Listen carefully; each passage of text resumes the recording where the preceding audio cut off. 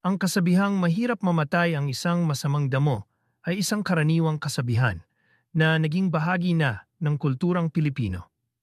Kung gagamitin nating batayan ang banal na Biblia, wala po tayong mababasa na kahalintulad na salita na diretsahang tumutukoy na mahirap mamatay ang isang masamang damo. Gayunpaman, ang konsepto nito ay maihahambing sa ilang mga talata sa Biblia na tumutukoy sa pag-iral ng kasamaan sa mundo at kung bakit tila matagal na mumuhay o nagtatagal ng buhay ang mga masasamang tao at sagana pa sa kayamanan at kapangyarihan. Datapwat ang talatang mababasa sa Aklat ni Mateo Kapitulo 13, talata 24 hanggang 30 ay maaring magbigay liwanag at maghatid ng linaw sa ganitong kaisipan. Ito ang talinghaga ng mga masasamang damo sa bukid ng mga trigo.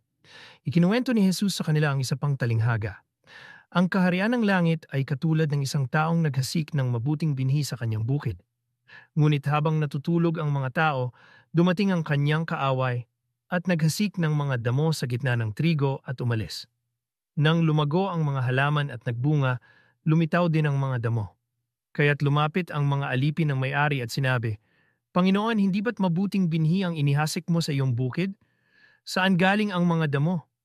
Sumagot siya, "Isang kaaway ang may gawa niyan." Nagtanong ang mga alipin, "Gusto mo bang bunutin namin ang mga damo?" Sinabi niya, "Huwag, baka sa pagbubunot ninyo ng mga damo ay mabunot din ang trigo. Hayaan ninyong lumago silang pareho hanggang sa pag-aani."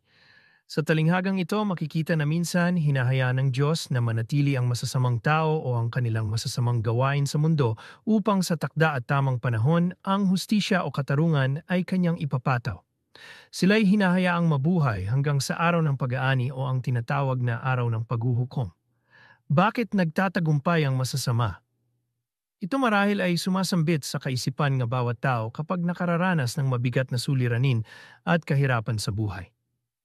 Dumating din ito sa buhay ni Job noong pinahintulutan ng Diyos si Satanas na subukin si Job at nagtanong din siya ng ganito, "Bakit kaya ang masama ay hinahayaan pang mabuhay? Tumatanda pa at nagtatagumpay. Meron silang mga anak at mga apo, naabutan pa nila ang paglaki ng mga ito. Hindi pinipinsala ang kanilang mga tahanan. Parusa ng Diyos ay di nila nararanasan." Job Kapitulo 21, versikulo 7 hanggang 9. Ang tanong, nararapat bang kainggitan ang mga masasama na may masaganang buhay? Ganito ang sinasabi sa mga awit Kapitulo 37, versikulo 1 hanggang 2.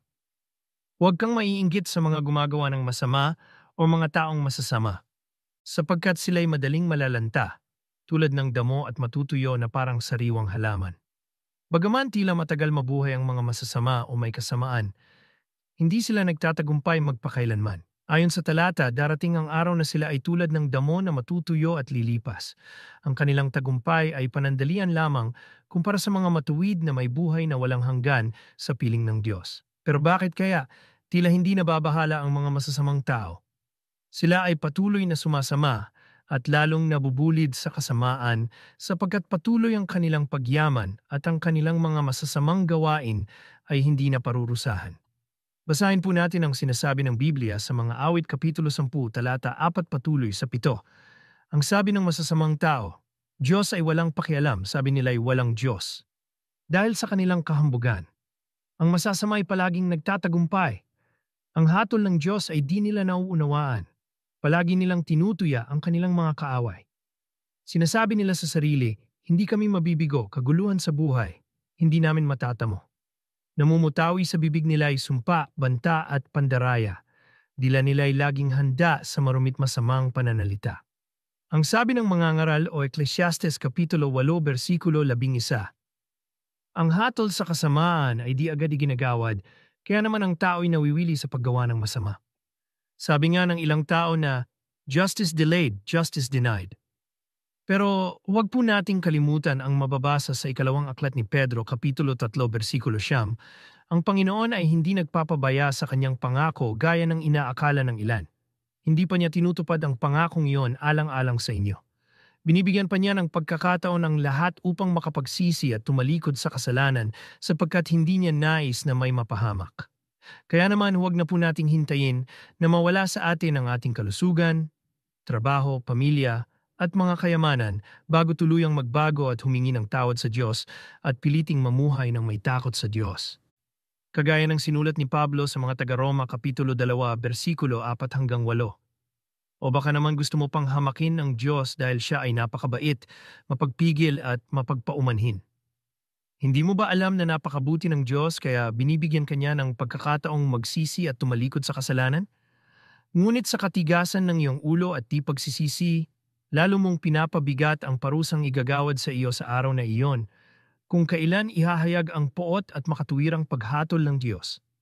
Sapagkat igagawad niya sa lahat ng tao ang naaayon sa kanilang mga ginawa. Bibigyan niya ng buhay na walang hanggan ang mga taong patuloy na gumagawa ng mabuti, naghahangad ng karangalan, kadakilaan at kawalang kamatayan. Ngunit matinding galit at poot ang sasapitin ng mga taong makasarili at ayaw sumunod sa katotohanan kundi sa kasamaan. Maraming salamat po.